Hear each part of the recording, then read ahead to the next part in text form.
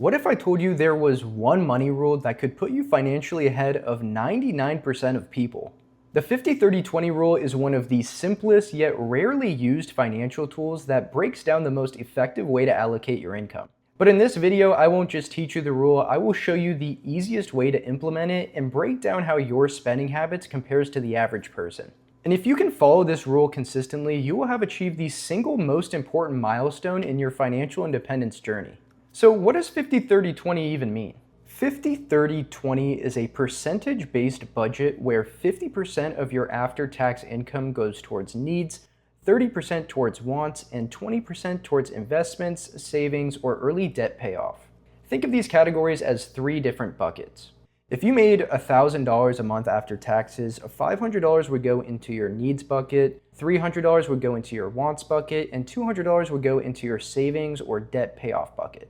While investments, savings, and early debt payoff are a pretty straightforward category, needs and wants are where most people get mixed up. Needs are the bills and essentials you can't skip without causing serious problems. So examples of bills in this category would include housing, transportation, groceries, and minimum debt payments. And if you're still unsure whether a bill is a need or a want, ask yourself these two questions.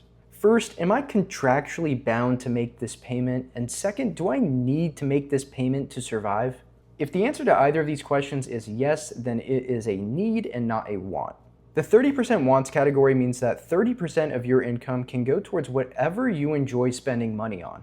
For me, that's golf equipment, trading cards, and going on dates with my girlfriend.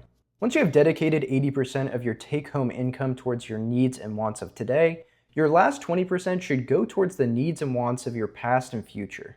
For example, this would include things like extra payments towards your credit card debt, student loan debts, emergency fund building, or retirement investing. Between early debt payoff, savings, and investments, you can split up this 20% of your income in whichever way you would like based on what your financial goals are. And there's no wrong choice here. However, I like to follow a specific order that I believe puts you in the strongest financial position for both today and in the long run. First, I'd recommend saving up 6 months worth of needs. Needs should only make up 50% of your income, so that means you should have roughly 3 months of income saved before focusing on anything else. There's one small caveat though. If you have any high interest debt like a credit card at 24% or a car loan at 11%, your top priority should be paying off that debt as quickly as possible. So if you don't yet have an emergency fund equal to 3 months worth of income, I would dedicate at least half of this category towards paying off that debt first. Otherwise, you should only begin tackling low interest debt after building up your emergency fund. Now, once you're debt-free and your savings account is beefed up enough to protect you from any unexpected expenses, then it's time to start investing. I'll save my investment portfolio recommendation for the next video, so make sure to subscribe if you want to learn the exact strategy from one of the most famous investors that I'll be using myself. Now that you've subscribed, some of you might be saying, "Money with Aiden," that's me.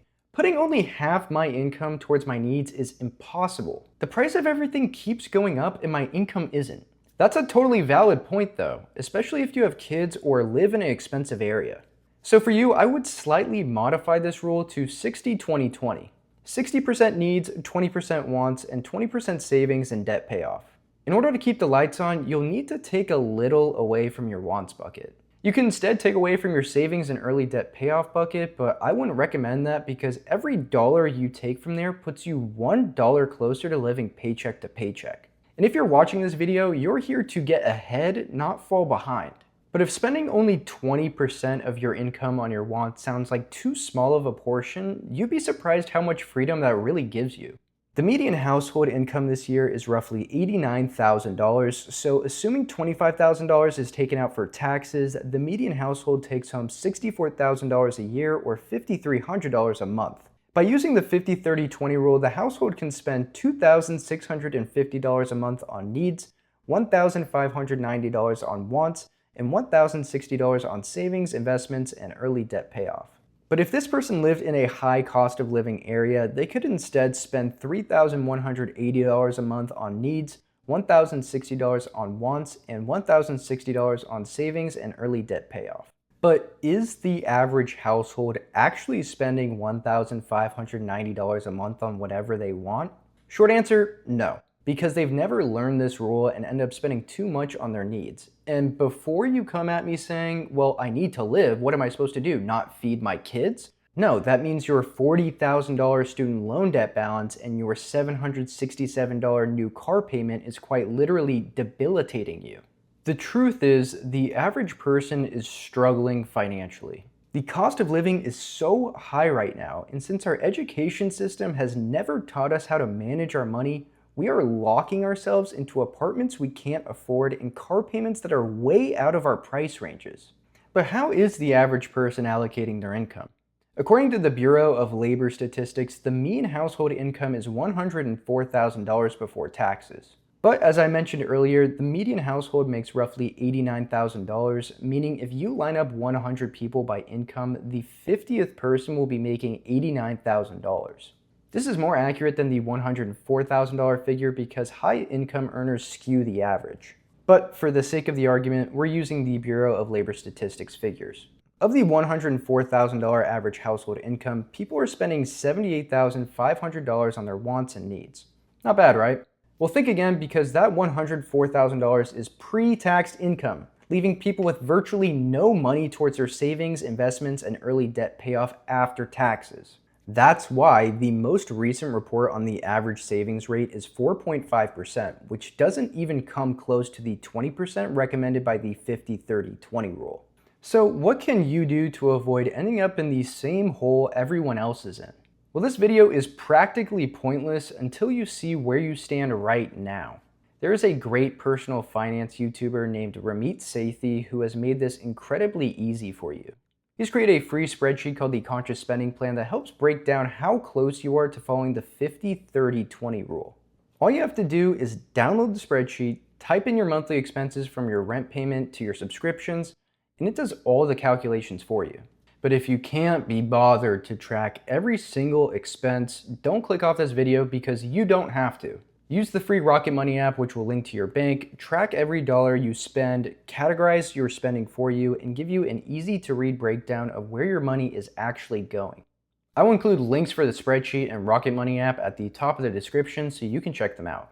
Now, once you have tracked all of your expenses and filled out your spreadsheet, you will probably see that your needs are significantly higher than 50 to 60% of your income. Seeing this might make some of you want to have a panic attack or curl up in a bed and never think about it again, but I truly believe that this is the most empowering thing you can do with your finances. Knowing how much you are actually spending gives you the ability to cut back on the things that don't really matter so you can instead put that money towards the things that actually do matter. So now go through each line one by one and see what sticks out to you. Is it the $150 in streaming services that you thought you canceled? Is it the $800 you're spending on running the air conditioning every day? Whatever it is, your new job is getting that figure down as low as possible. Even if you have to do something like sell the new Tacoma you can't afford and buy a used Camry instead. You have found the parasite affecting your finances, but it won't go away unless you're willing to cut it out. If you can do this, you have officially accomplished what 99% of people are too afraid, too bored, or too careless to do. If you have found any value from this video and want to support the channel, subscribe and check out my latest video about the 2026 housing market crisis, which I will include right here. Thank you, my friends, for watching. I love making these videos and I appreciate each and every one of you.